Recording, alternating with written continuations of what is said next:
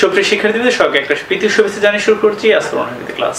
কাছে এবং দূরে যে যেখানে বসে এই মুহূর্তে আমার ভিডিওটি অন করছেন প্রত্যেকে জানাচ্ছি আন্তরিকভাবে প্রীতি শুভেচ্ছা অভিনন্দন এবং সেই সাথে জানাচ্ছি অশেষ অশেষ কৃতজ্ঞতা। আমরা আজকে সৈয়দ মুজতবা আলীর সেই বিখ্যাত গল্প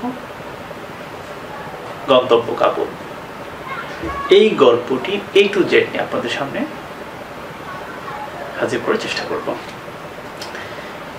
তো আপনারা যারা বিভিন্ন প্রতিযোগিতামূলক পরীক্ষায় অংশগ্রহণ করতে চাচ্ছেন কিংবা প্রস্তুতি নিচ্ছেন, তাদের জন্য এই ক্লাসটির ফলপ্রসূ হবে। কারণ সৈয়দ মুজতবা লিস্টেড একজন লেখক, তার জীবন সম্পর্কে যে সমস্ত তথ্যপাত্রগুলো বিভিন্ন প্রতিযোগিতামূলক পরীক্ষায় আসে সেগুলো ক্রমানুসারে আমি আলোচনা করার চেষ্টা করব।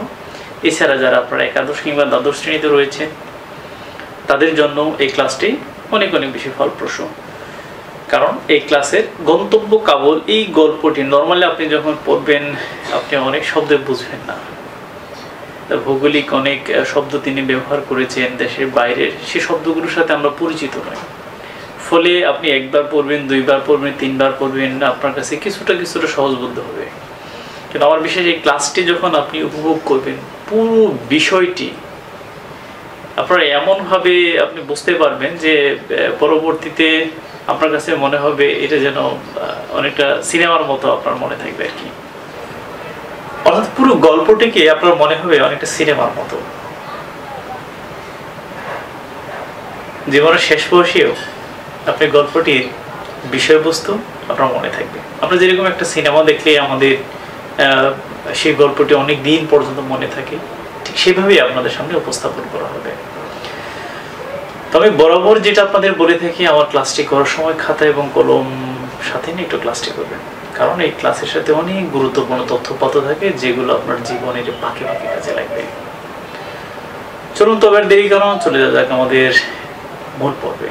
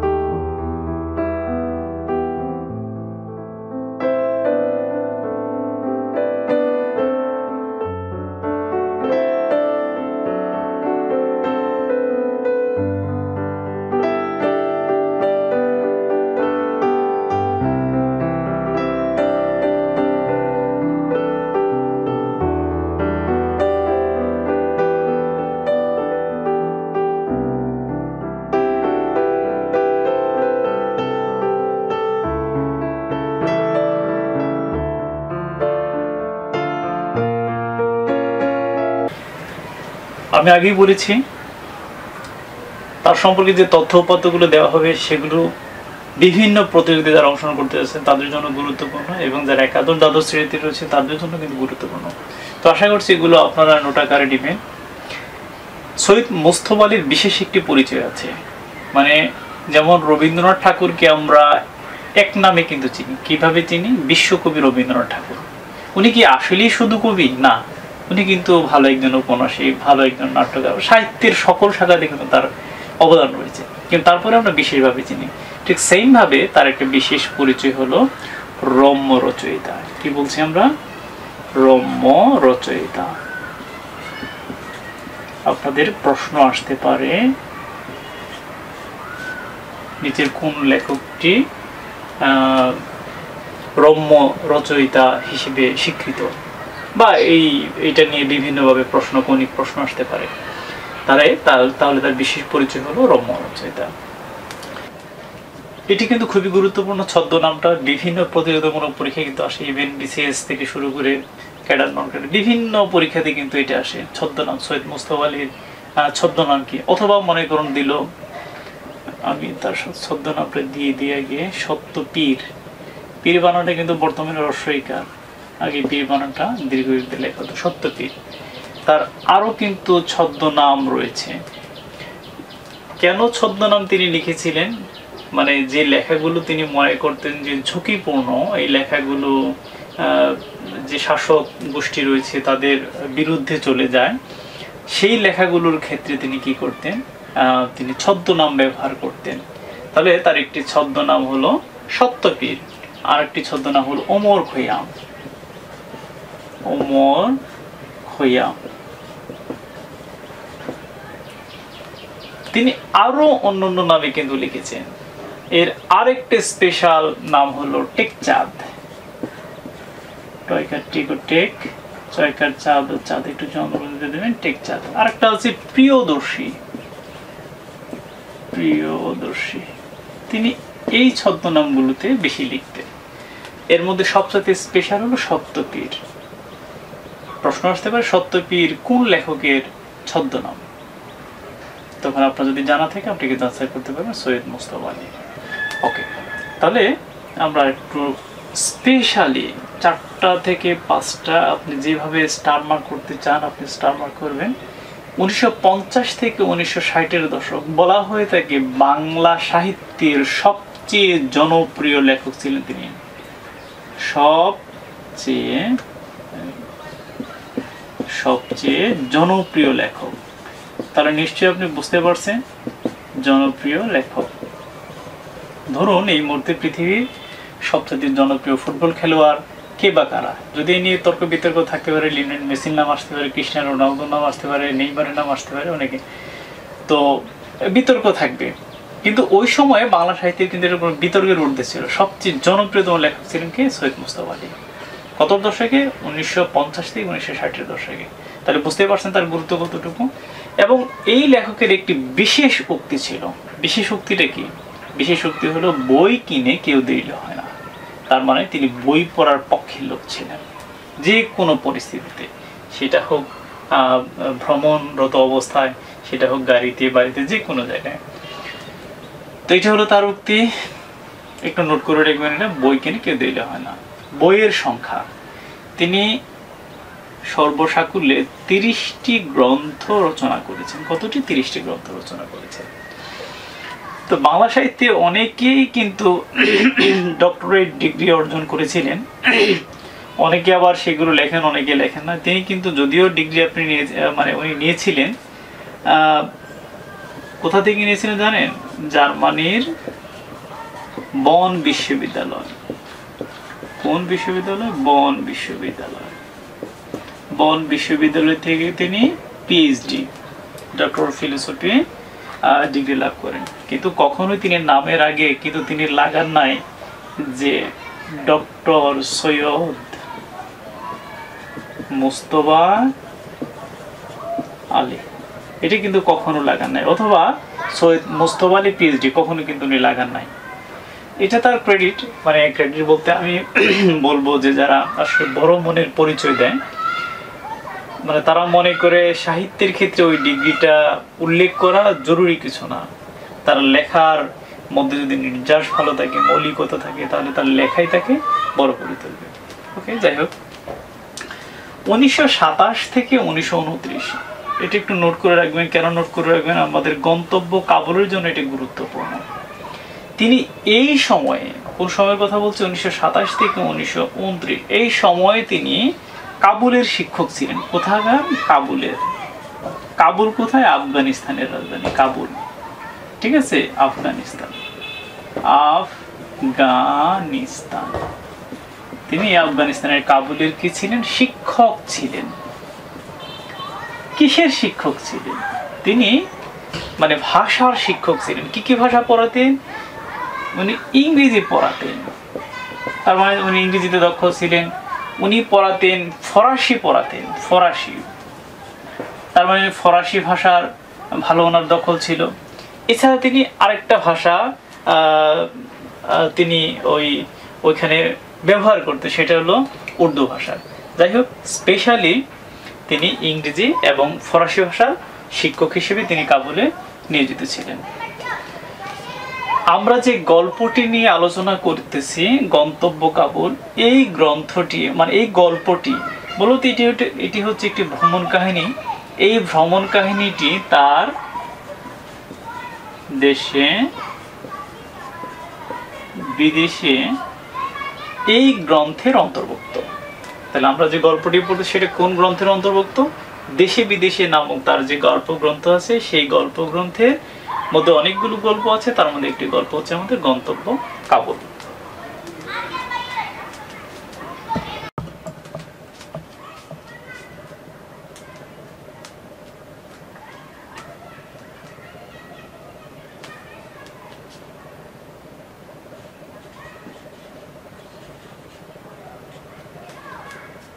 আপনাদের বলছিলাম দেশে বিদেশের কথা।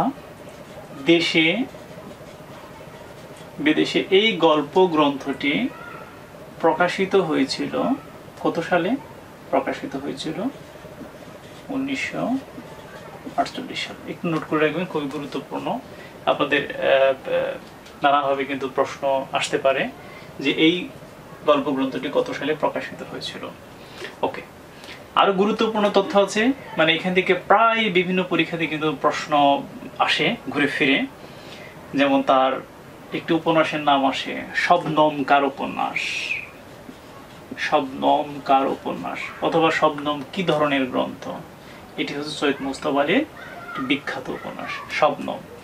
এবং আরেকটি উপন্যাস হলো অবিশ্বাস, নোট করে রাখবেন, অবিশ্বাস। অবিশ্বাস আমি বলছিলাম যে প্রথমত তার কিন্তু নানা পরিচয় আছে, এর মধ্যে তিনি ভ্রমণ কাহিনী দিয়ে কিন্তু তিনি বিখ্যাত হয়েছেন। তার সেই গল্প গ্রন্থের নাম হচ্ছে দেশে বিদেশে, একটু আগে আপনাদের লিখিয়ে দিয়েছি দেশে বিদেশে। এছাড়াও তার আরো তার গল্প গ্রন্থ রয়েছে, যেমন মুসাফির, জলে ডাঙ্গায় ইত্যাদি। আর বাকিগুলো আপনারা একটু দেখে নেবেন। যেগুলো মোস্ট ইম্পর্টেন্ট আমি সেগুলো আপনাদের এখানে নোট করে দিচ্ছি, বা বিভিন্ন প্রতিযোগিতামূলক পরীক্ষায় ঘুরে ফিরে এগুলো আসে আমি সেগুলো দিচ্ছি। রম্য রচনা, কোন রম্য রচনার কারণে তিনি বাংলা সাহিত্যে এখনো সমধিক মানে জনপ্রিয়, সেটার নাম হলো চাচা কাহিনী। চাচা কাহিনী কি পড়তে ইচ্ছে করে না? এখনো বাংলা সাহিত্যে এটার কারণে তিনি সমধিক জনপ্রিয়। আর একটা নাম হলো পঞ্চতন্ত্র, নোট করে নিবেন, সুযোগ হলে জীবনে একটু পড়বেন পঞ্চতন্ত্র। এছাড়া তিনি বিভিন্ন প্রবন্ধ লিখেছেন, তার মধ্যে একটা স্পেশাল প্রবন্ধের নাম হলো ধূপছায়া। ধূপছায়া তার নিজস্ব একটা আত্মজীবন আছে, সময় যদি হয় আপনাদের সম্ভব হয় তাহলে আত্মজীবনীটি কিনে নেবেন। আত্মজীবনের মাধ্যমে কিন্তু লেখক সম্পর্কে বিস্তারিত জানা নাই। যদিও তার ভ্রমণ কাহিনীর মধ্যে তার সমস্ত চিন্তা চেতনা তিনি যা করেছেন সেগুলো উঠে আসে, কিন্তু তারপরে তার লাইফস্টাইল সম্পর্কে জানা যাবে তার আত্মজীবনীতে। তার আত্মজীবনের নাম হলো দিনলিপি। দিনলিপি। সর্বশেষ আমরা দেখবো যে সৈয়দ মুজতবা আলী এমনিতেই তিনি বাংলা সাহিত্যের খুবই জনপ্রিয় একজন লেখক। এই জনপ্রিয় লেখক কবে মারা গেলেন? কত সালে? 1974 সালে। প্রথমে সনটি আপনি মনে রাখুন। এত খ্রিস্টাব্দের কত তারিখে? এত খ্রিস্টাব্দের অর্থাৎ 1974 খ্রিস্টাব্দে 11 ফেব্রুয়ারি। কত? 11 ফেব্রুয়ারি। কোথায় মারা গেছেন একটু নোট করে রাখতে পারেন আপনারা। ঢাকা মেডিকেল কলেজের 100 কত নম্বর? 127 নং। এটা খুব গুরুত্বপূর্ণ, তারপরে আপনি মনে রাখলেন 127 নং কক্ষে তিনি শেষ নিঃশ্বাস ত্যাগ করেন। তাহলে আমাদের মনে রাখা বেশি জরুরি হলো তিনি কত সালে মৃত্যুবরণ করেন। 1974 সালে কত ফেব্রুয়ারি? 11 ফেব্রুয়ারি তিনি মৃত্যুবরণ করেছেন। এটি হলো মোটামুটি আমাদের সৈয়দ মুজতবা আলী সম্পর্কে বেসিক তথ্যপাত্র। এর মধ্যেই কিন্তু আপনার বিভিন্ন পরীক্ষায় প্রশ্ন আসবে।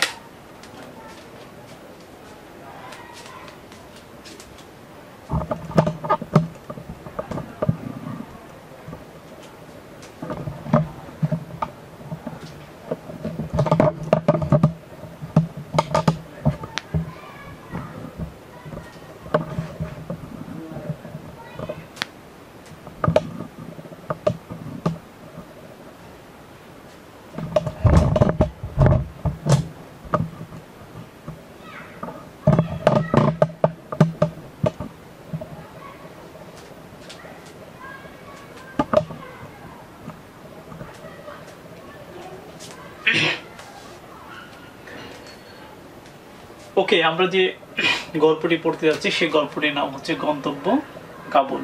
এটি হচ্ছে একটি ভ্রমণ কাহিনী এবং এই ভ্রমণ কাহিনীটি যিনি লিখেছেন লেখকের নাম হলো সৈয়দ মুজতবা আলী। সৈয়দ মুজতবা আলীর বিশেষ পরিচয় হলো তিনি সিলেটের লেখক। কোন জায়গার লেখক? সিলেটের লেখক। সিলেটের লেখক। সিলেটের কোথায়? তার পৈতৃক ভিটা হলো মৌলভীবাজার।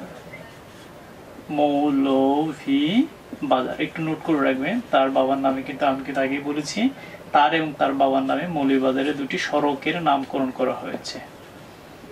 সৈয়দ সিকান্দার আলী এবং তার নাম সৈয়দ মুজতবা আলী, এই দুইজনের নামে দুটি সড়কের নামকরণ করা হয়েছে। সুতরাং বুঝতে পারছেন সে এবং তার পিতা দুইজনে কিন্তু জনপ্রিয়। তার পিতা আবার ছিলেন পেশায় সাব রেজিস্ট্রার, মানে সাব রেজিস্ট্রার। মনে রাখতে পারেন, খুব যে পরীক্ষা আসবে বিষয়টি এরকম না। রেজিস্ট্রার, সাব রেজিস্ট্রার মনে রাখলেন আর কি। তো পুরো গন্তব্য কাবুল পুরো ভ্রমণ কাহিনীটা আপনি যখন পড়বেন আপনার কাছে একটু কঠিন মনে হতে পারে। আমি কিন্তু গল্পে একটি গল্প শেষ করব, যতটা পারি সরল ভাষা আপনাদের সামনে নোটাকারে উপস্থাপন করার চেষ্টা করবো। একথা আপনারা কাহিনী জানবেন এবং এখান থেকে তথ্যপদগুলো আপনি নোট করবেন। তো পুরো গল্পটিতে অনুচ্ছেদ বা পর্ব রয়েছে 7টি, একটু মনে রাখবেন। কয়টি? 7টি অনুচ্ছেদ বা পর্ব রয়েছে। গল্পটি তার সময় অনুযায়ী এইগুলো কিন্তু তিনি সন্নিবেশ করেছেন অনুচ্ছেদ বা পর্বটি। তাহলে এই গল্পটির শুরু কোথা থেকে হয়েছে? উনি বলছেন চাঁদনি থেকে। গল্পটি একেবারে শুরুতেই কি বলছে উনি? চাঁদনি থেকে। এবং এখানে আরেকটা চরিত্রেরও কিন্তু তিনি উল্লেখ করেছেন, নয়সি। একটু নোট করে রাখবেন, এখানে কিন্তু আমাদের পরীক্ষাতে কিন্তু আসতে পারে। দুইটাই কিন্তু গুরুত্বপূর্ণ। প্রথম যে স্থানের নাম বর্ণনা করেছেন সেটির নাম কি, এবং প্রথম যে চরিত্র উল্লেখ রয়েছে সেই চরিত্রটির নাম কি? নয়সি। তিনি বলছেন চাঁদনি থেকে নয়সিকে দিয়ে তিনি একটি শার্ট কিনেছেন। কি কিনেছেন? শার্ট কিনেছেন। তাহলে কেন তিনি শার্ট কিনেছেন? তিনি কাবুল যাবেন, এই কারণে তিনি পোশাক পরিচ্ছদ কিনেছেন। এরপরে দেখুন তিনি যে জায়গা থেকে রওনা করলেন, তিনি যাচ্ছেন মনে করেন প্রথমে রেলে যাচ্ছেন, অর্থাৎ ট্রেনে করে যাচ্ছেন হাওড়া স্টেশনের নামটা একটু নোট করে রাখবেন। কোথা থেকে যাচ্ছেন? হাওড়া স্টেশন থেকে যাচ্ছেন। সেই হাওড়া স্টেশনের একটা অংশই ছিল থার্ড ইউরোপিয়ানদের জন্য, মানে যারা ইউরোপে যায়, মানে ইউরোপ থেকে আসে এরকম প্রবাসীদের জন্য একটা অভিজাত একটা জায়গা ছিল, তো একটা কামরা ছিল। তো সেই কামরাতে একেবারে কিন্তু ভ্রমণের শুরুতে যে গন্তব্য কাবুল তিনি যে লিখছেন, একেবারে শুরুতে হাওড়া স্টেশন থেকে তিনি উঠেছেন। এটি হলো আমি বর্ণনা করতেছি 1 নং পর্ব, একটু নোট করে রাখবেন। 1 নং পর্ব আপনাদের বুঝতে সুবিধা হবে, অথবা 1 নং অনুচ্ছেদ, আপনার বুঝতে খুবই সুবিধা হবে। গল্পটি আমাদের শুরু হলো হাওড়া স্টেশন থেকে লেখক উঠেছেন। তো উঠেছেন এটাকে বলা হয়ে থাকে থার্ড ইউরোপিয়ান প্রতিষ্ঠান, মানে যেটাই বলেন না কেন, এখানে শুধু ইউরোপিয়ানরাই উঠতে পারে। তো তিনি এটাতে যখন উঠতে যাচ্ছিলেন তখন একজন ফরাসি, হ্যাঁ, বা একজন ইউরোপিয়ান, আসলে বাংলাদেশে এটাই হয় যে যদি সাদা চামড়ার লোক থাকে সে যে দেশেরই হোক, মানে আমরা তাদেরকে তো আসলে শ্বেতাঙ্গ বলে থাকি, তো আমরা তাদেরকে আসলে ইউরোপিয়ানই বলি। তো তিনি এই কামরাতে উঠতে যেতে একজন বাধা দিলেন এবং বাধা দিয়ে বললেন যে এটা কি ইউরোপিয়ানদের জন্য, একটু নোট করে রাখেন। কি বলে বাধা দিলেন? বললেন এটা ইউরোপিয়ানদের জন্য। তো আপনাদের যেটা বলছিলাম, লেখক হাওড়া স্টেশন থেকে তিনি উঠতে যাচ্ছিলেন ইউরোপিয়ানদের একটা কামরাতে। তো সেখানে একজন ইউরোপিয়ান বললেন, সে যখন উঠতে যাচ্ছিল তখন এটা বললেন যে না না আপনি উঠবেন না, এটা ইউরোপিয়ানদের জন্য। এই সংলাপটা একটু লিখে রাখবেন, পরীক্ষাতে সময় সুযোগে প্রসঙ্গক্রমে উক্তিগুলো ব্যবহার করুন, তাহলে আপনার নম্বর কিন্তু বেড়ে যাবে। ওকে, তখন যে বললেন, যখন বললেন যে এটি ইউরোপিয়ানদের জন্য, আপনি দয়া করে উঠবেন না, তখন কিন্তু লেখক একটু টেকনিক্যালি এই প্রশ্নটির উত্তর দিলেন। তিনি বললেন যে এটা আমি জানি যে এটি ইউরোপিয়ানদের জন্য না, তো ইউরোপিয়ান তো এখনো কেউ নেই, চলো মানে তোমাতে আমাতে ফাঁকা গাড়িটা কাজে লাগাই। কি বলছেন একটু মনে করে রাখুন, ইউরোপিয়ান তো কেউ নেই, চলো তোমাতে আমাতে ফাঁকা গাড়িটা কাজে লাগাই।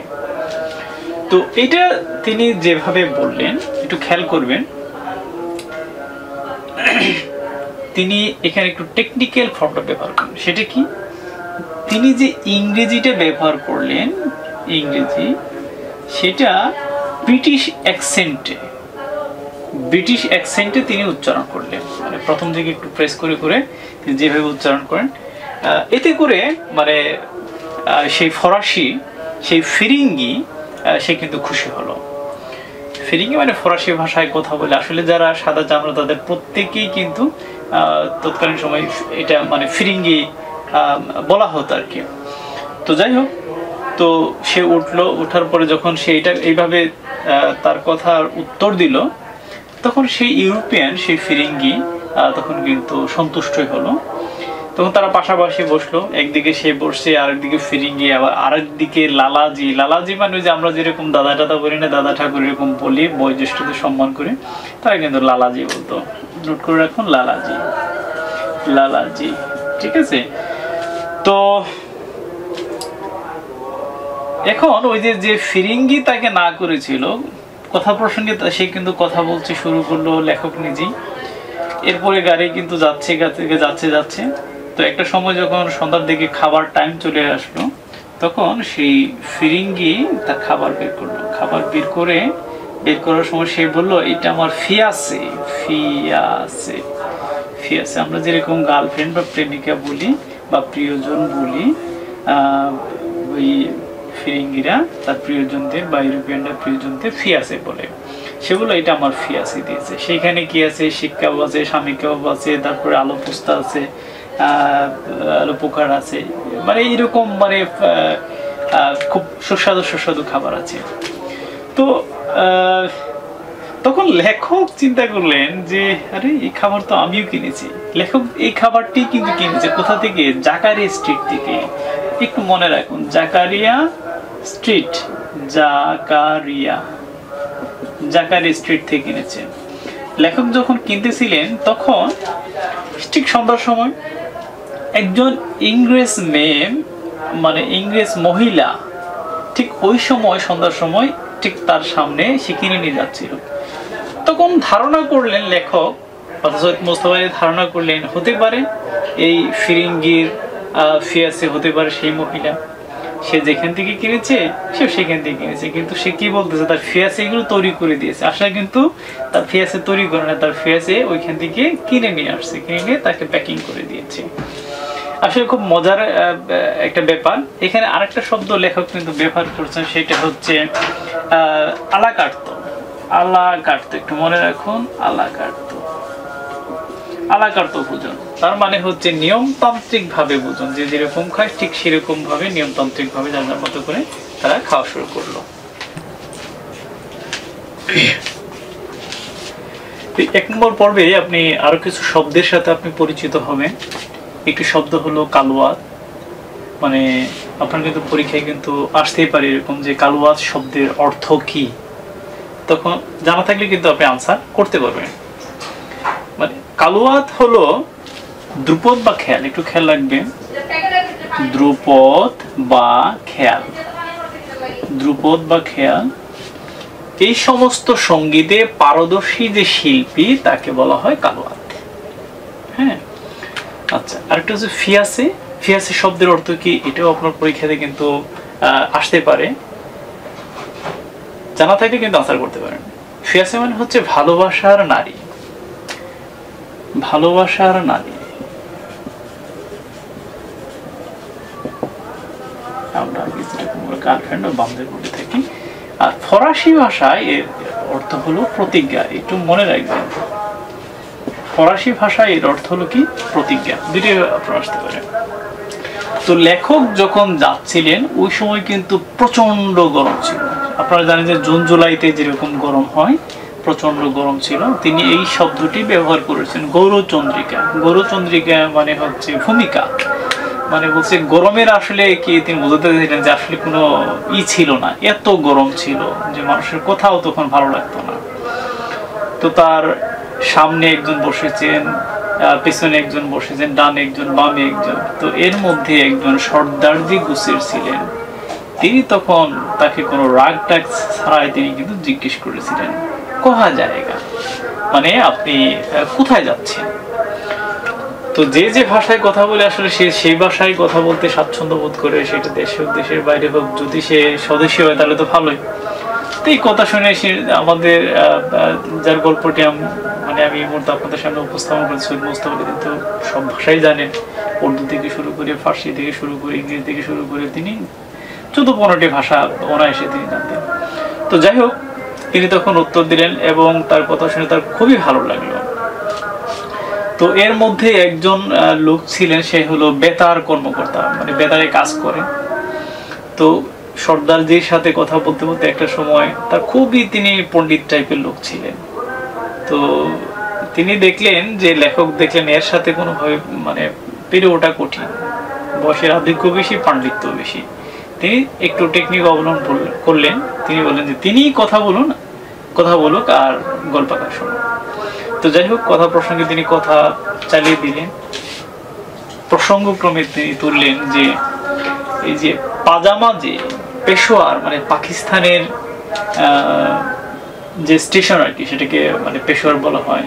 তিনি কথা প্রসঙ্গে বলেন যে দিল্লির যে যারা রয়েছে তারা পাজামা কাগজ দিয়ে বানায়, জলান্ধরের কাগজ দিয়ে বানায়, কিংবা পাঠান মল্লিকের কাগজ। তখন এই সর্দারজি এত টেকনিক্যালি উত্তর দিলেন যে তিনি বিস্মিত হয়ে গেলেন একেবারেই। তো তিনি তখন স্টেপ বাই স্টেপ বললেন। কিভাবে বললেন দেখুন, তিনি বললেন যে দিল্লিতে যারা বসবাস করে, দিল্লির লোকেরা সেলোয়ার, মানে ওই যে পাঞ্জাবের নিচে যেটা পরা হয়ে থাকে, সেই সেলোয়ারটা বেশি করে পুরুষরা তারা 3.5 গজ কাপড় দিয়ে তৈরি করে। জলান্ধর, পাঞ্জাব প্রদেশ, একটু মনে রাখবেন, পাঞ্জাব প্রদেশের প্রাচীন শহর বলা হয়ে থাকে জলান্ধর। এই জলান্ধরের লোকেরা তারা পায়জামা বা সিলোয়ার তৈরি করে 4 গজ দিয়ে, 4 গজ মানে কাপড় দিয়ে তারা পায়জামা তৈরি করে। লাহোরের লোকেরা তৈরি করে 5.5 গজ দিয়ে, 5.5 গজ। আর লালমুসার লোকেরা তৈরি করে 6.5 গজ দিয়ে। দেখুন, এটা কিন্তু সব সর্দারজি কিন্তু একে একে তাকে বলে দিচ্ছে যে কোন জায়গার মানুষ। তিনি যেরকম ভ্রমণ করেন, সর্দারজি তেমনি ভ্রমণ করেন। সেই ভ্রমণ অভিজ্ঞতা থেকে তিনি কথাগুলো বলছেন। আর রাওয়ালপিন্ডির মানুষেরা সেখানে ব্যবহার করেন 7.5 গজ কাপড়, 7.5 গজ মানে কাপড় দিয়ে তারা পায়জামা সিলট তৈরি করেন। আর পেশোয়ারের লোক আরো বেশি, তিনি বলতেছেন 10.5 গজ কাপড় দিয়ে তারা পায়জামা তৈরি করেন। এবং আরো বিচিত্র বিষয় হলো পাঠান মুলুকে যারা বসবাস করেন তারা পুরো থান কাপড় ব্যবহার করেন। এই নিয়ে মানে লেখক কিন্তু একটু হাস্যরস করার চেষ্টা করলেন, বলে পুরো থান কাপড় তারা কিভাবে ব্যবহার করে। তখন সর্দারজি বললেন যে তিনি কোনো একজন মহিলাকে দেখেছেন যে এই মহিলাটি একটি কাপড়ের উপর, মানে প্রথমে একটি 3 পিস পরেন, ইংরেজ মহিলার উদাহরণ দিলেন, এটার উপর আরেকটা পড়তেছেন, আরেকটা পড়তেছেন, আরেকটা পড়তেছেন। তো ইংরেজ মহিলা যদি এরকম পড়তে পারে তাহলে এই পাঠানটা কেন পড়তে পারবে না? অর্থাৎ একটার উপরে আরেকটা এইভাবে পরে পুরোপুরি থান কাপড় পড়তেছে। তখন লেখক বলেন এটা কি তাহলে অপচয় না? শব্দটা এইভাবে তিনি ব্যবহার করছেন, অপচয় না? তিনি বললেন না, এটাকে অপচয় কেন বলছেন, অনেকে এটাকে আনন্দ বলছেন, মানসিক আনন্দ বলছেন, তাদের সংস্কৃতির অংশ বলছেন। এইভাবেই মানে প্রথম পর্ব বা প্রথম অনুচ্ছেদটি সমাপ্ত হয়েছে। পর্ব 2 বা অনুচ্ছেদ 2 কোন গল্প? গন্তব্য কাবুল গল্পের 2 নম্বর অনুচ্ছেদ বা 2 নম্বর পর্বের ঘটনা। এটা হলো পেশাওয়ার স্টেশন। পেশাওয়ার স্টেশন কোথায়? এটা হচ্ছে পাকিস্তানে পড়েছে। এটা বড় স্টেশন, ভারতে যেরকম হাওড়া স্টেশন ঠিক তেমনি বিখ্যাত একটা স্টেশন হলো পাকিস্তানের মানে পেশাওয়ার স্টেশন। তো লেখক সেই যখন পেশাওয়ারে যখন পৌঁছলেন তখন তাকে রিসিভ করার জন্য একজন ভদ্রলোক তার বন্ধুর বন্ধু, আমরা যেরকম বলি মিউচুয়াল ফ্রেন্ড বলি না, মিউচুয়াল ফ্রেন্ড, বন্ধুর বন্ধু। তো তার একজন বন্ধুর বন্ধু সেখানে উপস্থিত হলেন, তার নাম হলো শেখ আহমদ আলী। 6 ফুটের মতো লম্বা, প্রায় 6 ফিটের মতো প্রায় লম্বা। এই লোকটি আসলে লেখক বুঝতে পারছিলেন না, সৈয়দ মুস্তফা আলী বুঝতে পারছিলেন না যে সে তাকে কিভাবে চিনবে। তখন তো আর মোবাইলের যুগ ছিল না, এরকম হোয়াটসঅ্যাপের যুগ ছিল না, বা ফেসবুকের যুগ ছিল না, মেসেঞ্জার, টুইটার, ইমো, এগুলো তো যুগ ছিল না। সে তখন ভাবতেছিল যে তাকে যে রিসিভ করতে আসবে সে কিভাবে তাকে চিনবে। আর দূর থেকে সেই শেখ আহমদ আলী তাকে দৌড়ে এসে তার হাত ধরলেন, 2 হাত, আর তার হাতটা তার 2 হাতের মধ্যে নিয়ে উষ্ণ সম্বর্ধনা করলেন। এই শেখ আহমদ আলী হলেন পাঠান। পাঠানদের সম্পর্কে পৃথিবীর বিভিন্ন নেগেটিভ মন্তব্য আছে, কিন্তু দেখলেন যে সৈয়দ মুস্তফা দেখলেন যে পাঠানটা এত আন্তরিকভাবে সম্বর্ধনা করতে পারে, মানুষকে মানে আতিথেয়তায় মুগ্ধ করতে পারে, সেটা সে মুগ্ধ হয়ে গেলেন গিয়ে শেখ আহমদ আলীর অভ্যর্থনায়, এবং সে তাকে ধরে নিয়ে দ্রুত টাঙ্গার মধ্যে নিয়ে গেলেন, আমরা যেটাকে যাত্রী ছাউনি বলি, এরকম কিছু জায়গা, এখানে নিয়ে গেলেন, তাকে অভ্যর্থনা জানালেন। এভাবে দ্বিতীয় পর্বটি এখানে আমরা দেখবো। এখন পর্ব 3 বা অনুচ্ছেদ 3। এই যে আমরা যে বলেছিলাম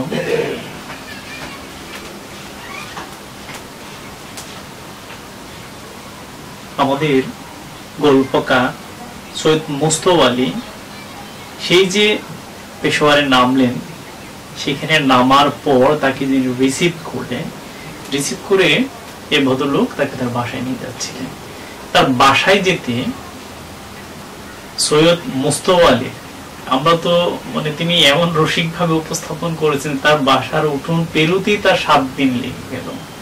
টোটাল তিনি তার বাসায় পৌঁছালেন, অর্থাৎ তার ওইখানে সে আহমদ আলীর বাসায় যেতে তার টোটাল লেগে গেল 7 দিন যোগ 1 দিন, সর্বমোট কতদিন লেগে গেল? 8 দিন লেগে গেল। এই 8 দিনে তিনি যে আতিথেয়তা দেখিয়েছেন, তিনি যে যেরকম তার প্রতি রেসপেক্ট, সম্মান দেখিয়েছেন, অভ্যর্থনায় যতটুকু খাতির যত্ন করেছেন, মানে এই খাতির যত্ন করার পরে লেখকের মনে হয়েছে যে তিনি মুগ্ধ। যেদিন তিনি চলে যাবেন ঠিক তার আগের কথা নিয়ে মনে পড়লো, যখন তিনি সেই ট্রাভেলিং এর জন্য প্রথম উঠেছিলেন হাওড়া স্টেশনে, তখন তার মনে হয়েছিল ইউরোপিয়ানদের ফিরে সে একা।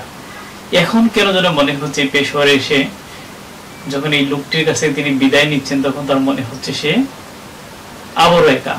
এই সংলাপটি একটু নোট করে নেবেন যে আমি ভয়ঙ্কর একা, এটা কিন্তু লেখকের সংলাপ। যখন তার কাছ থেকে সে বিদায় নিচ্ছে, তার মনে হচ্ছে তার কাছের পরিচিত আর কেউ নেই। আসলে তো সেও পরিচিত ছিল না, কিন্তু কয়েকদিনে সে এত পরিচিত হয়ে উঠেছে, এখন তার কাছ থেকে বিদায় নেওয়ার পর মনে হচ্ছে, সে মনে করতেছে আমি ভয়ঙ্কর একা। উক্তিগুলো আপনারা ব্যবহার করবেন। তো তারা তো বাসে যাচ্ছে, পেশোয়ার থেকে তারা বিশাল বড় মালবাহী বাসে যাচ্ছে। তো বাসের এক সাইডে ডানে হলো শিখ সর্দার, যে আপনার তাদেরকে চিনে, লম্বা লম্বা দাঁড়িয়ে থাকে, মাথায় পাগড়ি থাকে। আর বামে হলো আফগান কর্মচারী, সে হচ্ছে বেতারের কর্মচারী, একটু নোট করে রাখবেন, বেতার কর্মচারী। এবং সে 6টি ভাষা জানে বলে সে প্রকাশ করেছে, এটা বলেই সে কিন্তু মূলত বেতারে চাকরি করেছে। কোনো কিছু বললেই সে নানাভাবে বোঝানোর চেষ্টা করে, যে আমাদের একটা কৌতুক আছে না, ইয়েস নো ভেরি গুড, মানে যাই কিছু বলা হোক না কেন 3টা দিয়ে সে উত্তর দিবে, যে আপনি পারেন ইয়েস, আপনি বেশি পারেন নো। তো এভাবে মানে ইয়েস নো ভেরি গুড 3টি দিয়ে বোঝানোর চেষ্টা করে তার জ্ঞানের গভীরতা। ঠিক এরকম এই বেতার কর্মচারী কিন্তু এই 6টি ওয়ার্ড তিনি শিখেছিলেন। ওই 6টি ওয়ার্ড দিয়েই তিনি এগুলো তার যে পাণ্ডিত্য এটা বোঝানোর চেষ্টা করতেন। পরবর্তীতে এটা কিন্তু খুব ক্লিয়ার হয়ে গেল কার কাছে, সৈয়দ মুজতবা আলীর কাছে। কারণ তিনি দক্ষ পণ্ডিত প্রাজ্ঞ মানুষ, তিনি বুঝতে পারেন তার জ্ঞানের গভীরতা আসলে ততটুকু না। এবং শেষে কিন্তু বেতার কর্মকর্তা, আফগান কর্মচারী, তিনি কিন্তু তার কাছে অনেকটা বর্ষতা স্বীকার করলেন। উনি বললেন যে আমি এটা বলে সেখানে চাকরিটা নিয়েছি। এগুলো প্রতারণা যেটাকে বলা যায় আর কি। তো তিনি যেতে যেতে, সেই বাসে যেতে যেতে তিনি দেখলেন যে সেই বাসের মধ্যে হরেক রকমের পণ্য আছে। এই পণ্যগুলো ধরুন ইন্ডিয়া থেকে, সেই হিন্দুস্তান থেকে সুদূর আফগানিস্তান, এবং আফগানিস্তান থেকে আপনার কিসে যাচ্ছে, কাবুল যাচ্ছে, হ্যাঁ, পাকিস্তানে তো যাচ্ছে, এবং আফগানিস্তানের বিভিন্ন জায়গাতে ছড়িয়ে পড়ছে, এবং পার্শ্ববর্তী যে দেশগুলো আছে কাজাকিস্তান থেকে শুরু করে অন্যান্য দেশগুলোতে যাচ্ছে। তো লেখক বোঝাতে চাইলেন যে পুরো কাবুল শহরটা দেখলে, মানে কাবুল শহরে যে সরঞ্জামাদি যা রয়েছে, যে পণ্যগুলো আছে, তার প্রায় 50 থেকে 60% পণ্য হচ্ছে হিন্দুস্তান থেকে আমদানি করা। এর মধ্যে দিয়ে লেখক কিন্তু ভৌগোলিক, লেখক রাজনৈতিক নানা দিক এখানে উপস্থাপন করার চেষ্টা করেছেন। মানুষের রুচিবোধ, মানুষের শিল্প, এছাড়া ভৌগোলিক ক্যানভাস, রাজনৈতিক অলম্ফন, সবকিছু এখানে বুঝে মানে ফুটে তোলার চেষ্টা করছেন। এটা হচ্ছে অনেকটা রম্য রসের মধ্য দিয়ে খেলার ছলে উনি এটিকে উপস্থাপন করার চেষ্টা করেছেন। তো দূরত্বটা দেখুন, তার রোড ম্যাপটা দেখুন, ওই যে আমাদের বাংলাদেশে যেরকম বলা হয় নির্বাচনী রোড ম্যাপ, তো তার সেই কাবুল যাওয়ার রোড ম্যাপটা আপনি দেখুন। তার একটা ফরম্যাট ছিল, সে পেশোয়ার থেকে কোথায় যাবে, জমরুদ দুর্গতে যাবে। জমরুদ দুর্গ প্রায় 10.5 মাইল, 10.5 মাইল দূরত্ব, হ্যাঁ। এরপরে এটা পাড়ি দিয়ে সে যেখানে পৌঁছাবে সেটাকে বলা হয় খাইবার গিরি সংকট, হ্যাঁ, অনেক দূর। আবার সেই দূরত্বটা পাড়ি দেওয়ার পর সে যেখানে যাবে সেটার নাম হলো কাবুল। আসলে মোট কথা প্রায় 100 কিলোমিটার, প্রায় 100 কিলোমিটার, প্রায় 200 কিলোমিটার থেকে পাড়ি দিতে হবে। এবং সবগুলো রাস্তায় কিন্তু কি নয়, মানে আমরা যেরকম বিশ্ব রোড চিন্তা ভাবনা করি, সেই কাবুল যাওয়ার রাস্তাটা কিন্তু অতটা মসৃণ ছিল না। আমাদের গরম বা টেম্পারেচার সাধারণত 35, 36, 37, 38 এরকম থাকে বাংলাদেশের গড় তাপমাত্রা, কিন্তু ওখানে গড় তাপমাত্রা এরকম না, অনেক বেশি, 50 কাছাকাছি প্রায়। তো সেখানে কিন্তু তাদের জন্য কিন্তু এটা কমফোর্টেবল, মানে অনেকটাই, মানে তারা ওই ওয়েদারে তারা কিন্তু অভ্যস্ত। ফলে দেখা গেছে যে সৈয়দ মুজতবা আলী কিন্তু এটা তো অভ্যস্ত হয়ে উঠতেছেন না, তিনি ঘেমে যাচ্ছেন। বাট এর মধ্যেও অনেকে দেখতেছেন যে মোটা মোটা পশমি কাপড় পরিয়েছে। তিনি অবাক হয়ে যান যে এরা কিভাবে এত গরমের মধ্যে এই পশমি কাপড়গুলো পরেন, 2 ইঞ্চি মোটা মোটা এই কাপড়গুলো পরেন, তিনি অবাক হয়ে যান। যাই হোক, এই কাপড়গুলো তিনি দেখেন যে কাপড়গুলো আসছে পার্শ্ববর্তী দেশগুলো থেকে, এগুলো তিনি নানাভাবে এগুলো ব্যাখ্যা করার চেষ্টা করেছেন। তো সে কাবুল যাচ্ছেন, ওই যে আমি বললাম যে তিনি একটা কলেজে অধ্যাপনা করার জন্য সেখানে যাচ্ছেন। তার যাত্রাপথটা খুবই মসৃণ। এখানে আমাদের তৃতীয় পর্বটি শেষ হয়েছে। পর্ব 4 বা অনুচ্ছেদ 4 শুরু হয়েছে ওই যে খাইবার পথ যেটাকে আপনাদের বলেছিলাম, সেই রাস্তার ঘটনা দিয়ে শুরু হয়েছে। এখানে প্রায় 2 লেনের রাস্তা, একটু খেয়াল করে দেখবেন এখানে জাস্ট সাংকেতিক সিম্বলিক ভাবে দিয়েছি 2 লেনের রাস্তা রয়েছে। একটি লেন দিয়ে ঘোড়ার গাড়ি, গরুর গাড়ি থেকে শুরু করে মাল গাড়িগুলো মানে এদিকে যাতায়াত করে, এবং আরেকটা রাস্তা দিয়ে আপনার মানুষজন চলাচল করে, অর্থাৎ বাস, ট্রাক বা এগুলো চলাচল করে, যাত্রীবাহী আর কি। একটা হচ্ছে মালবাহী এবং ঘোড়ার গাড়ি, খচ্চরের গাড়ি, গাধার গাড়ি, এগুলো এদিকে চলাচল করে, এবং আরেকটা গাড়ি চলে। তো রাস্তাটা কিন্তু খুব বড় না, যদিও একটা দেশের প্রধান রাস্তা। তো লেখকের ভাষায় তিনি বলেছেন প্রায় 30 ফুটের মতো হবে, এবং এই রাস্তাটি করেছে সরকার। আবার তিনি বলেছেন রাস্তাটি সরকার করলে কি হবে, এই 2 সাইডের যে জায়গাগুলো আছে এগুলো হচ্ছে পাঠানদের জায়গা, এবং পাঠানরা এত ভয়ঙ্কর যে পাঠানদেরকে ইংরেজরা প্রচন্ড ভাবে ভয় পেত। এই ভয় পাওয়ার কারণে কেন তারা ভয় পেত, এদিকে যে গাড়িগুলো চলাচল করত, এই গাড়িগুলো চলাচলের সময় পাঠানরা আক্রমণ করত, এবং পরবর্তী ইংরেজ সরকার তারা যাতে আক্রমণ না করে এই জন্য তাদেরকে বার্ষিক 2 টাকা হারে তাদেরকে ট্যাক্স দিত, এই পাঠানদেরকে, স্থানীয় যে পাঠান রয়েছে তাদেরকে ট্যাক্স দিত, যাতে তারা এই রাস্তাতে আক্রমণ না করে। আবার এই রাস্তায় সংলগ্ন আরেকটা চুক্তি সেখানে হয়েছিল, সেখানে ওই যে আফ্রিদি উপজাতি, এটা হলো পাকিস্তানের একটি শক্তিশালী জাতিগোষ্ঠী, সাহসী যোদ্ধা জাতি বলা হয় এদেরকে, হ্যাঁ, 1000 বর্গ মাইল জুড়ে এরা রয়েছে। এই আফ্রিদি এবং আফ্রিদি যদি যুদ্ধ হতো, মারামারি হতো, তাহলে কিন্তু আরেকটা চুক্তি ছিল যে পাঠানরা বা কোনো সরকার সেখানে কি করতে পারে, গুলি চালাতে পারবে না, কোনোভাবেই সেখানে বন্দুক চালাতে পারবে না, এরকম একটা শর্ত ছিল। আর এই রাস্তাতে যখনই যাওয়া যেত তখন এই দুপাশের যে বিরাট বিরাট, যতদূর আপনার চোখ যাবে তত দেখবেন বিশাল বিশাল পর্বত সেখানে রয়েছে, মানে গিরি পর্বত যেটাকে বলা হয়ে থাকে। তো একদিকে গিরি পর্বত, আরেকদিকে উঁচু নিচু রাস্তা, ভাঙ্গা চোরা, যেটাকে আমরা খানাখন্দ বলে থাকি। তো সর্বোপরি আরেকটা হলো প্রচন্ড গরম। তো এই অবস্থায় সে রওনা দিয়েছে কোথায়, কাবুলের দিকে রওনা দিয়েছে। তো সেখানে তিনি আরেকটা বিষয় ক্লিয়ার করেছেন যে যেতে যেতে তার পাশে কিন্তু অনেকে রয়েছে সেই গাড়িতে। সেখানে একজন ভদ্রলোক, তার নাম হচ্ছে বুখারার পশ্চিম ব্যবসায়ী, নাম তিনি উল্লেখ করেনি, কিন্তু এভাবে বলেছেন, সে ওই যে ভেড়ার লোমওয়ালা এক ধরনের কি করলেন, সে জামা পরেছেন ভেড়ার লোমওয়ালা। ভেড়ার লোমওয়ালা জামা বলতে এটা কেমন জামা, আমরা শীতের মৌসুমে যেরকম খুব মোটা কাপড় যেরকম পরিধান করি, এর মতো সে প্রচন্ড গরমে এরকম সে কি করেছে, জামা পরিধান করেছে। তো ভয়ানক ব্যাপার, সে সৈয়দ মুস্তাফা আলী দেখে তো মানে তার ভয়ঙ্কর অভিজ্ঞতা, বললো যে আমরা গরমে বাঁচতেছি না, সে এরকম কাপড় কেন করলো। তখন ওই যে লালাজি যে সর্দার, যে সে সর্দার তখন উত্তর দিল, যেখানে এমন গরম, এই পোশাকটা এমন যে পোশাকের ভেতরে গরমগুলো প্রবেশ করে না, অনেকটা এয়ার কন্ডিশনের মতো। এটা যারা আসলে অভ্যস্ত হয়ে গেছে তাদের জন্য এটা ডাল ভাত। আর বাইরে থেকে আমরা যতই দেখি আসলে ওরা এইভাবে দেখে না, হ্যাঁ, ওরা আরামই পায়। তিনি এটা বলেছেন, ভৌগোলিক একটা ব্যাপার এখানে কাজ করে। তো কিছু দূর যেতে দেখা গেল টায়ারটা আবার ব্রাস্ট হয়ে গেল। রাস্তাটা এমন পাথর ভাঙ্গা টাঙ্গা, নানান খানাখন্দে ভরপুর। সুতরাং এখানে টায়ার ব্রাশ না হওয়াটাই সেখানে কি ছিল, টায়ার ব্রাশ যদি না হয় তাহলে সেটা অস্বাভাবিক ছিল। দেখো কিভাবে ব্যাংকের মাধ্যমে বলেছে। তো শেষ পর্যন্ত তারা এইরকম উত্তেজনার মধ্য দিয়ে, ভাঙাচোরার মধ্য দিয়ে যখন যাচ্ছিলেন, তিনি আরেকটু খেয়াল করতেছিলেন যে সেখান থেকে হিন্দুস্তানের দিকে বেশ কিছু গাড়ি যাচ্ছে, বেশ কিছু মালামাল যাচ্ছে। সেই মালামালের মধ্যে রয়েছে বিভিন্ন ধরনের জামা, রয়েছে টুপি, সেখানে তরবারি, আলু বোখা, কার্পেট।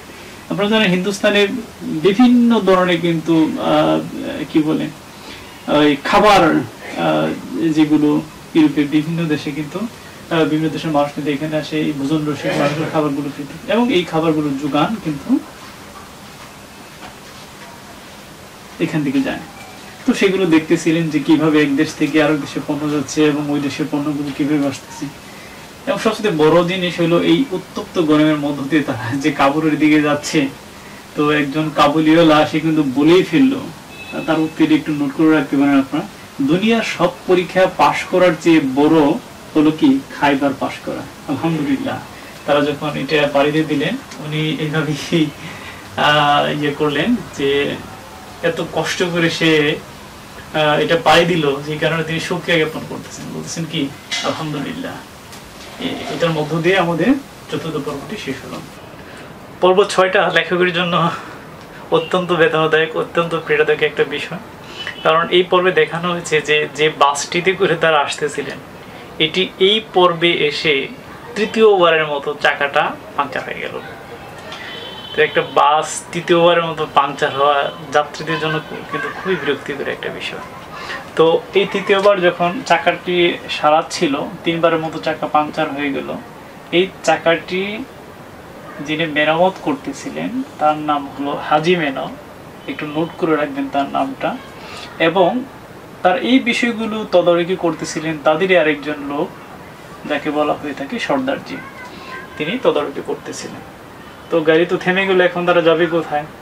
তো এর মধ্যে আসলে তারা যাচ্ছিল সরাইখানার দিকে। আফগানে একটা সরাইখানা আছে, আমরা যেরকম হোটেল বলে থাকি, যেখানে খাবার খাওয়া যায় আশেপাশে গাড়িগুলো থামলে। ধরুন ঢাকা টু সিলেট, সিলেট টু ঢাকা, বা ঢাকা টু অন্য কোনো জায়গায় গেলে মাঝপথে যেরকম বিরতি দেয় বা কোথাও থেমে গেলে এরকম কিন্তু বিভিন্ন রেস্টুরেন্ট কিন্তু পাওয়া যায়, তাদের ওইখানে ওই ভাষায় বলা হয় সরাইখানা। তো তারা সরাইখানার দিকে যেতে যাচ্ছিলেন, কিন্তু এর মধ্যে একটা বিষয় ঘটে গেল, যে চাকা সারানোর জন্য ড্রাইভার যখন বলতেছিলেন যে আমাকে একটু হেল্প করুন, তো ওনারা দুজন কাবুলিওয়ালা ওই কর্মচারী, বেতার কর্মচারী এবং সৈয়দ মুস্তাফা আলী, ওনারা দুজনে ওদের, বাকি সবাই কিন্তু ঠেলে ঠেলে সামনের দিকে নিচ্ছে। আর সে বেতার কর্মকর্তা বলেন আসুন আমরা সামনের দিকে যাই। যখন সামনের দিকে যাচ্ছিলেন তখন দেখা গেল যে এত গন্ধ, মানে এত বিকট গন্ধ, তার মানে বমি পাচ্ছিল। তার কাছে মনে হয়েছিল এটা যেন এটা একটা গন্ধের শহর, পৃথিবীর সমস্ত গন্ধ যেন এখানে কি লিপ্ত রয়েছে, এক কথায় গন্ধের অভয়ারণ্য। লেখকের ভাষায় উক্তিটি একটু আপনারা নিজেরা নোট করে নিতে পারেন, পরীক্ষাতে কাজে আসবে। সূচিভেদ্য অন্ধকার দেখেছি, এই প্রথম সূচিভেদ্য দুর্গন্ধ শুকলাম। মানে এত দুর্গন্ধ লেখকের ভাষায়, মানে এটা অকল্পনীয় দুর্গন্ধ। এর মধ্য দিয়েই পর্ব 6 শেষ হয়ে গিয়েছে। পর্ব 7 রয়েছে আরো চমক। এখানে অর্থাৎ জালালাবাদের কাছাকাছি পৌঁছতে, এটি আফগানিস্তানের একটি শহর, বিশাল বড় একটি শহর জালালাবাদ।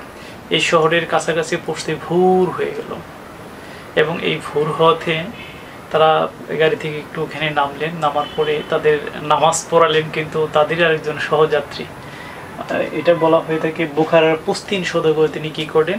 নামাজ পড়ালেন। আমরাও দূরে কোথাও ভ্রমণে গেলে যারা ইসলাম ধর্মাবলম্বী আছেন তারা কিন্তু অনেকেই নামাজ পড়েন, জামাতের সহিত নামাজ আদায় করার চেষ্টা করেন অনেকে। তো এই বিষয়টা ওখানে কিন্তু খেয়াল করা গেছে। এদের মধ্যেই একজন কি করলেন, ইমাম হয়ে গেলেন, নামাজ পড়ানো শুরু করলেন। তো এরপরে যখন গাড়ি আবার চলা শুরু করলো, তারা মানে তাদের চোখে মুখে কিন্তু বিস্ময় ছেয়ে গেল। কেন বিস্ময় ছেয়ে গেল জানেন? এই কারণে যে এই যে দীর্ঘ পথ তারা পাড়ি দিল, কোথাও কোনো সবুজ দেখে নাই। তারা যে গিরি পর্বতগুলো দেখেছে এগুলো মরুময়, এবং এত উত্তপ্ত গরম, তাদের চোখ মুখ নাক কান সমস্ত দেহ ঝালাপালা হয়ে গেছে, অতিষ্ঠ হয়ে উঠেছিল একটু সবুজ দেখার জন্য। আর যখনই সেই সবুজটা দেখা শুরু হয়ে গেল, তাদের চোখ, তাদের মনে আনন্দের ঝিলিক দেখা গেল। তো এখানে বলা হয়ে থাকে সবুজ উপত্যকার শুরু মানে হয়ে গেল জালালাবাদের, যখনই কাছাকাছি চলে আসলো সবুজ উপত্যকা শুরু হয়ে গেল সন্নিকটে জালালাবাদ। তো একটা জিনিস তিনি বললেন যে এই জালালাবাদে যখন কাছাকাছি চলে আসলো, তখন লেখক খেয়াল করলেন জানালা দিয়ে বাইরে তাকাচ্ছেন, এটা পাঠানদের এলাকা। তাহলে পাঠানদের এলাকা হলে সেখানে কি কি তাদের কালচার বা কৃষ্টি রয়েছে, সংস্কৃতি রয়েছে, তিনি একটু ভালো করে খেয়াল করলেন। তখন কাবুলিওয়ালা তাকে আবারও বললেন যে আপনি এদের জন্য এত উদ্বিগ্ন হচ্ছেন কেন? এটা একটু নোট করে নিতে পারেন, ওদের জন্য আপনি এত উদ্বিগ্ন হচ্ছেন কেন? এখানে এই যে জালালাবাদ, এখানে তাদের অনেক আত্মীয় স্বজন রয়েছে, কারো দাদার বাড়ি, নানার বাড়ি, খালার বাড়ি, ফুফুর বাড়ি। এরা এদের সাথে এখানে এসে খোঁজখবর নেবে কে কোথায় আছে, তারপরে খাওয়া দাওয়া করবে, খাওয়া দাওয়া করে ঠিক যত সময়ে ফিরবে। কখন ফিরে কেউ কিন্তু বলে যায় না। তাহলে ড্রাইভার কখন ছাড়বে? লেখকের প্রশ্ন বললো যখন তারা সবাই খেয়ে দিয়ে মোটামুটি আসবে তখন হবে। এতে একদিনে যেতে পারে, 2 দিনে যেতে পারে। এইরকম আর কি রম্যরসে ভরপুর একটা অনিশ্চয়তার মধ্যে দিয়ে। আপনি টেনশন করবেন না, দেখবেন যত সময় তারা চলে আসবে।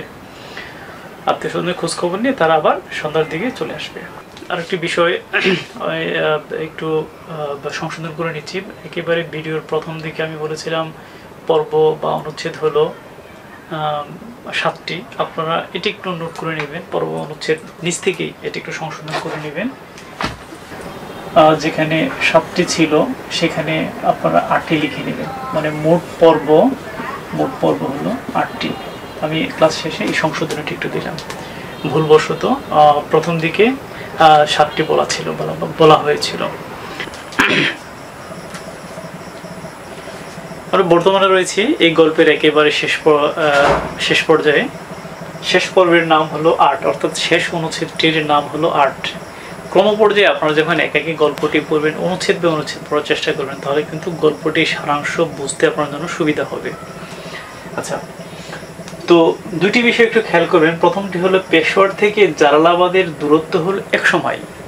সে কিন্তু যাচ্ছে পেশোয়ার থেকে কাবুলে, তাহলে পেশোয়ার থেকে প্রথমে যেতে হয় জালালাবাদ, তার দূরত্ব হচ্ছে 100 মাইল। আবার জালালাবাদ থেকে দ্বিতীয়বার স্টার্টিংটা শুরু, অর্থাৎ পর্ব 8 যেখানে আমরা এসে উপস্থিত, তারা অর্থাৎ লেখক সহ তার যে সঙ্গীরা তারা রয়েছেন জালালাবাদ, সেখান থেকে তারা কাবুল যাবেন। কাবুল যাওয়ার দূরত্ব হলো কত? প্রায় 100 মাইল। একটু খেয়াল রাখবেন, ওই যে তারা জালালাবাদের কাছে এসে যে থামলো গাড়িটা, থামার সাথে সাথেই তার যাত্রীরা সবগুলো চলে গেল এবং এইগুলো আস্তে আস্তে সন্ধ্যার দিকে প্রায় তারা ফিরে আসলো। যখন তাদের গাড়ি চলা শুরু হলো, এই যে দেখেন টাইমিং কিন্তু ওখানে কোনো এক কথায় যাত্রীবাহী যে বাসগুলো রয়েছে, যে গাড়িগুলো রয়েছে, কোনো গাড়ি কিন্তু টাইমিং মেনটেন করে না। কারা মেনটেন করে? তিনি তো আসলে অবাক হয়ে গেছেন, এইগুলো যাত্রীগুলো কেমন, ড্রাইভারগুলো কেমন, কখন আমরা নির্দিষ্ট সময়ে সেখানে গিয়ে পৌঁছবো? এটা কি হয়? এভাবে চলে একটা দেশ চলে? তো পরবর্তীতে দেখা গেল ওই সর্দারজি বললেন যে একটা সময় গাড়ি ছিল না, মানুষ কিন্তু 1 সপ্তাহ, 15 দিন, 20 দিন হেঁটে, 1 মাস হেঁটে কিন্তু মানুষ কাবুলে পৌঁছাতো। ওইগুলো উদাহরণ দেন। তো যাই হোক, তো সন্ধ্যার দিকে সবাই একত্রিত হলো, গাড়ি তখন চলা শুরু করলো। কোন দিকে চলতেছে? জালালাবাদ থেকে কাবুলের দিকে চলতেছে। মোটামুটি যাচ্ছে, রাত্রি যাচ্ছে, ঘুম ঘুম একটা ভাব চলে আসতেছে অনেকেরই। সারাদিনের ধকল গেল, আগের যে গরমটা ছিল এখন সে গরমটাও নাই, মোটামুটি অনেকটাই কমে আসছে আগের তুলনায়। তো যখন সুবে সাদিকের শেষ দিকে, প্রায় সুবে সাদিকের শেষ দিকে, তো তখন তাদের এক ধরনের শব্দে ঘুম ভেঙে গেল। কেমন ঘুম ভেঙে গেল? কেমন যেন পানির শব্দ, কুলু কুলু কুলু কুলু ধ্বনি। আপনারা দেখবেন যখন কোনো খাল থেকে যখন কোনো নৌকা নদীতে যায়, দেখবেন যে পানির এক ধরনের মৃদু শব্দ সেখানে কিন্তু অনুভূত হয়, কুলু কুলু কুলু কুলু ধ্বনি। তখন ভেতরে যে যাত্রীরা যারাই থাকে তারা কিন্তু তাদের ঘুম ভেঙে যায়। ঠিক সেম জিনিসটা বাসের যে যাত্রীগুলো ছিল, হঠাৎ এই পানির সমুদ্র ধ্বনিতে তাদের ঘুম ভেঙে গেল। তারপরে যখন সূর্য উদয় হচ্ছে এরকম তাদের চোখ আবছা চোখ খুলে তারা যখন তাকালো, তখন তাদের চোখ একবারে বিস্মিত হয়ে গেল, ছানা বড় হয়ে গেল। এত মন্ত্রমুগ্ধের মতো তারা তাকিয়ে রইল বাইরে। জানালাতে যখনই বাইরে তাকাচ্ছে, তারা দেখলো যেত অনিন্দ সুন্দর, এত সবুজ শ্যামলে পরিপূর্ণ উপত্যকা থেকে শুরু করে সমতল ভূমি সবগুলো কি সবুজে পরিপূর্ণ। এবং সবচাইতে বেশি বিস্ময়কর বিষয় হলো সেখানে একটি বন রয়েছে। সন্ধ্যার দিকে যখন তারা গেল, এই বনটার নাম হলো নার্গিস বন। নার্গিস ফুল খুবই সুন্দর, কালারফুল এগুলো, মানে একই সাথে পানির ঝর্ণা দ্বারা যেরকম তাদের মনোমুগ্ধকর একটা অনুভূতি দিয়েছে, সেম ভাবে এই নার্গিস ফুলগুলো তাদের মনে অন্যরকম এক ধরনের উন্মাদনা জাগিয়ে তুলেছে। এই কাবুল সম্পর্কে, আফগানিস্তান সম্পর্কে, পেশার সম্পর্কে, রাস্তার যত জার্নি, যত কষ্ট, যত ক্লান্তি, যত গরম, সবগুলো তারা ভুলে গেল এই সবুজ, এই সমতল ভূমি দেখে, এই নার্গিস বন দেখে, এই কুলু কুলু নদীর এই ঝর্ণাধারা দেখে। তো এটাই ছিল মানে পর্ব 8-এর শেষ অংশ, এবং গাড়ি ক্রমপর্যায়ে চলতে থাকলো কাবুলের দিকে। তো এইভাবে গল্পটি শেষ হয়েছে। পুরো বিষয়টি লেখকের কাছে অনেকটা সপ্তাশ্চর্যের মতো মনে হচ্ছে। তো তো এইভাবে গল্পটির শুরু এবং শেষ হলো। জানি না এই কঠিন গল্পটি আপনাদের কেমন লেগেছে। আমি আমার মতো করে সহজ করে আপনাদের সামনে উপস্থাপন করার চেষ্টা করেছি, ফাঁকে ফাঁকে কিছু ছবি কিছু ভিডিও ইনক্লুড করার চেষ্টা করেছি। যদি ভালো লেগে থাকে একটু কষ্ট করে প্লিজ একটু লাইক দিবেন এবং পাশাপাশি সাবস্ক্রাইব করবেন, কারণ সাবস্ক্রাইব করলে এরকম ক্লাস কিন্তু আপলোড করা মাত্রই আপনার কাছে চলে আসবে। আরেকটা জিনিস, এই ক্লাসটি আপনার প্রিয়জনদের আপনার সহপাঠীদের দেখার জন্য একটু সহযোগিতা করবেন, একটু উৎসাহিত করবেন, তাদের কাছে একটু পৌঁছে দেবেন। তো আজকে এই পর্যন্তই। সবাই ভালো থাকুন, সুস্থ থাকুন, সুন্দর থাকুন। আবার দেখা হবে নতুন কোনো ক্লাসে, নতুন কোনো এপিসোডে। ততক্ষণ ভালো থাকুন, সুস্থ থাকুন, সুন্দর থাকুন। সবাইকে নিরাপদ শুভেচ্ছা। ধন্যবাদ সবাইকে।